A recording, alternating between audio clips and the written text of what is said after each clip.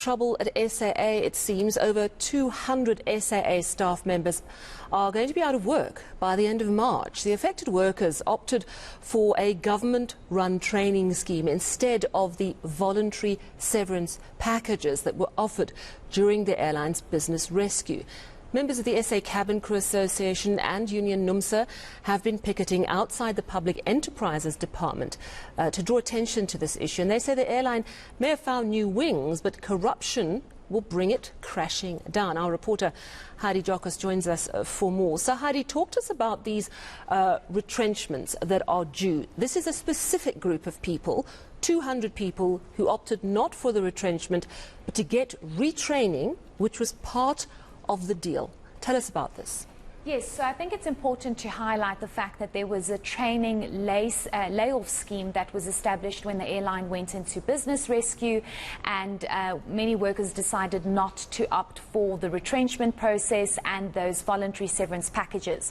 So we do understand that the business rescue, together with the executive of SA at the time, decided to come up with this training layoff scheme to have workers be reskilled, upskilled, should there be any other positions within the airline, and they could then move into those various positions. However, they are now in a position where that scheme has been stopped with immediate effect. The announcement was made yesterday to all these workers, over 200 of them in the scheme. And the reason for it, Sally, is because SAA says that they do not have funding for it. They have not been able to secure funding for this scheme. But many are questioning why SAA was unable to get funding for this scheme. And the concern here is because SAA has been unable to provide financial statements for this. So workers are extremely frustrated. They've been through a lot since 2019 when the airline went on that massive strike, and then business rescue. And there was some hope that now that the airline is starting to fly again, it's starting to increase its routes. We do know it's going to start flying to Durban this week again, you know, there would be some kind of need for more workers, but that doesn't seem like the case. So while they are saying that by the end of this month the scheme would have ended, it's actually ended yesterday. So workers are now going through that consultation process to perhaps be paid out or just make sure that they follow the right procedures. But it's quite unfortunate, and of course NUMSA and SACA are not happy with this, and this is why they went to the Department of Public Enterprises, because they feel they can't get answers from SAA management. Let's listen to SACA's response to all of this. As SA employees, we are disheartened by what is happening at the workplace. This company is supposed to be restructured, and a so-called new company is supposed to emerge. Our members are deeply aggrieved, hence they came out today, about the fact that so many of the old SAA problems have been carried over into this new airline, version 2.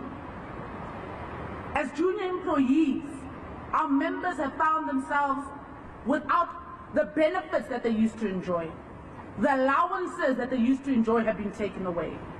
The salaries have been cut by a whopping 35% to a point where it's unlivable. This means that they work for nothing. They work for nothing. Whilst the managers, the specialists, have increased their salaries, and SA must not dare deny this as they have done before. We were there during the Section 189 process, where they presented to us how they have benchmarked themselves across the industry. But as ordinary workers, we were benchmarked against a low-cost carrier. I mean, what I'm hearing, Heidi, is it's not just about these 200 who are due to be retrenched under the skills program that didn't actually happen properly. Also serious concerns about salaries and also allegations of corruption. So, Heidi, I wonder if you can perhaps just bring some context to these allegations of corruption, which are very serious, coming from the union, and then just explain who's kind of in charge, because it sounds to me like there's lots of different moving parts. We've got Takatso, which we heard about last week, finally taking over, but there's SAA, Department of Public Enterprises. Can you bring some clarity to what's going on here?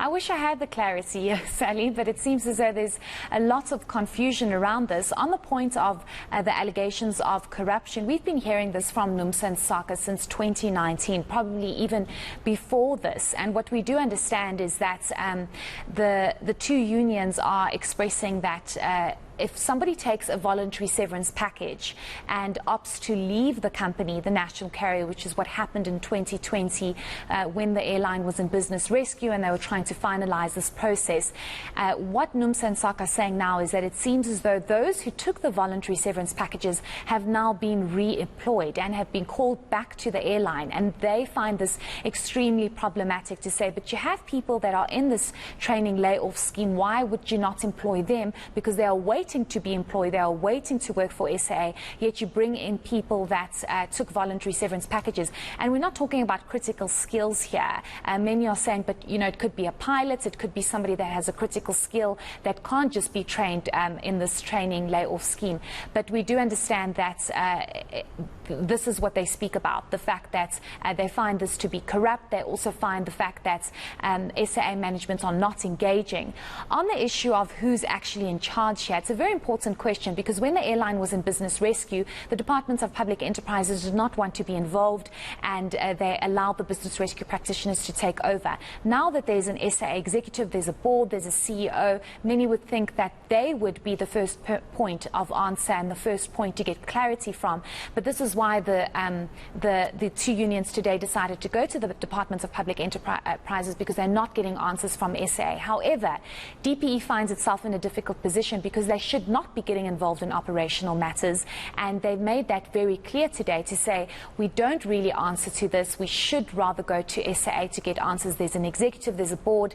However, they do understand that there's a huge concern here, and when it comes to an issue of funding for the training layoff scheme, surely the department should answer, and we don't have clarity on where Takatso fits in here and when they're officially going to take over. But I think let's listen to the Director General of the department to get their perspective on the matter. This was a model program from our side, SDP, and this was driven by the need to ensure that we can reserve as many jobs as possible and create a room for when the airline grows, that we have talent immediately available to come in and obviously be employed at SAA. But we always knew that the airline was not in a position to be able to fund that we have to find funds elsewhere. That's why we had the Department of Higher Education as well as the Department of Labor were roped in as part of the interministerial effort to find solutions to this program, which will tell you that we have in the original alternative like 1,000 people employed there and sustained through some of the programs that these departments run through, for instance, the CCMA as well as the National Skills Fund. It has not worked out as we had hoped, because there are criteria that are in place for you to be able to access that fund. And we'll provide a response to yourself, as I'm aware that SA has also provided a response in a letter to your leadership as to why the TLS fund itself where it is.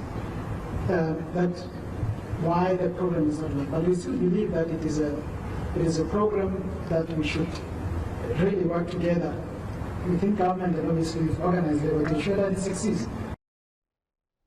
And Heidi, any word, have you been able to get hold of SAA? Yes, Sally. So SAA responded and said this is an internal matter.